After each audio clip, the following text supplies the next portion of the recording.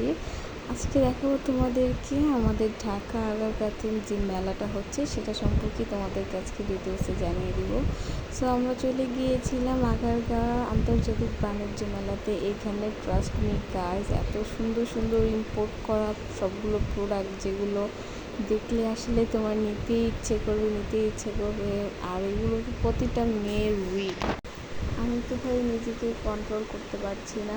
চিন্তা করো না, তোমাদের জন্য ডিটেল ভিডিও নিয়ে চলে আসবো। প্রত্যেকটি ভিডিও পার্ট বাই পার্ট প্রত্যেকটা ভিডিও আপলোড করে দিব, কোনটা কোন সব থেকে নিলে তোমরা খুব কম প্রাইসে পেয়ে যাবে এবং খুব ভালো কোয়ালিটির প্রোডাক্ট পাবা।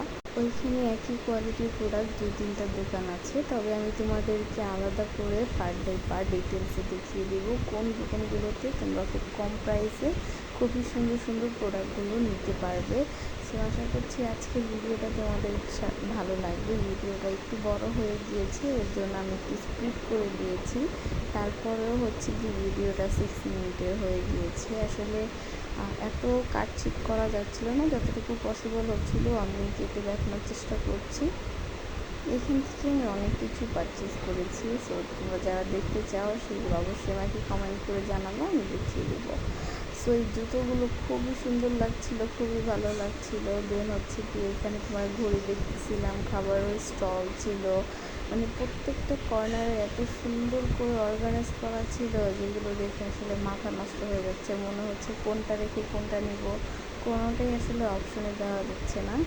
বিশেষ করে এখানে হচ্ছে যে ইরানিদের একটা স্টল আছে যেখানে তোমরা ঘরের জিনিসপত্র কিনতে পাবা। সেখানে তোমরা অনেক সুন্দর সুন্দর ডেকোরেশন করা সার্ভিং আইটেমগুলো পেয়ে যাবা, খুবই সুন্দর। প্রত্যেকটা জিনিস আমি দেখিয়ে দেবো। আর এখানে একটা ইন্ডিয়ান স্টল ছিল যেখানে চিপিস ছিল, বাট কোয়ালিটি অনুযায়ী আমার কাছে প্রাইসগুলো অনেক বেশি লাগছিলো। প্রত্যেকটা ড্রেসের প্রাইস তারা খুবই বেশি দিচ্ছিলো, বাট কোয়ালিটি আমার কাছে তেমন একটা ভালো লাগছিল না প্রাইস অনুযায়ী।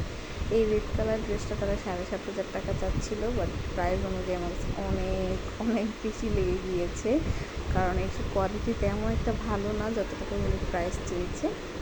তো এখানে অনলাইনের ভাইরাল সেই পার্সগুলো অ্যাভেলেবেল আছে। তোমরা যারা নিতে চাও জয়পুরি ক্লাচগুলো সেগুলো এখান থেকে পারচেস করতে পারো।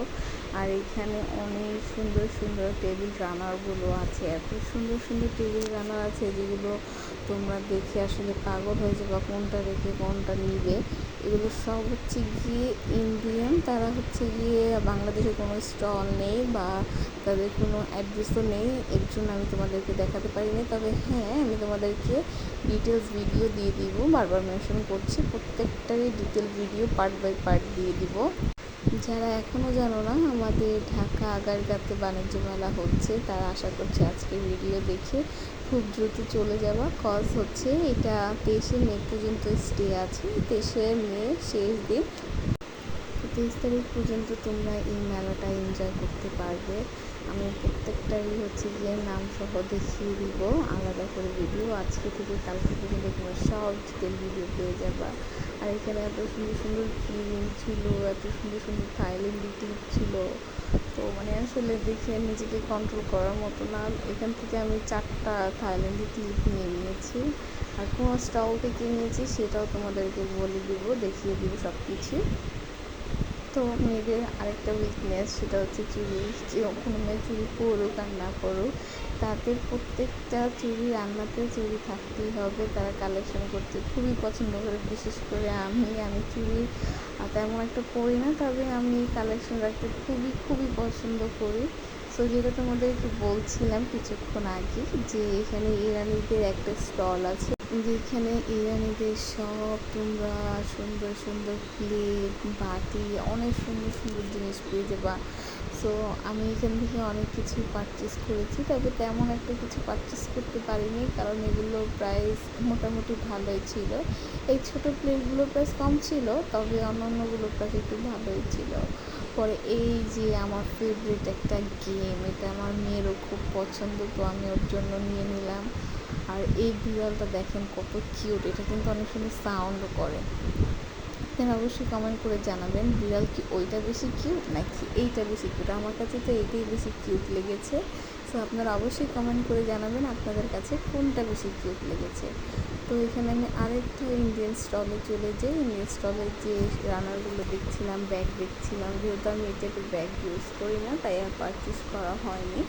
পরে চলে গিয়েছিলাম একটা ডলের স্টলে আমার মেয়ের জন্য দোলনা নিতে।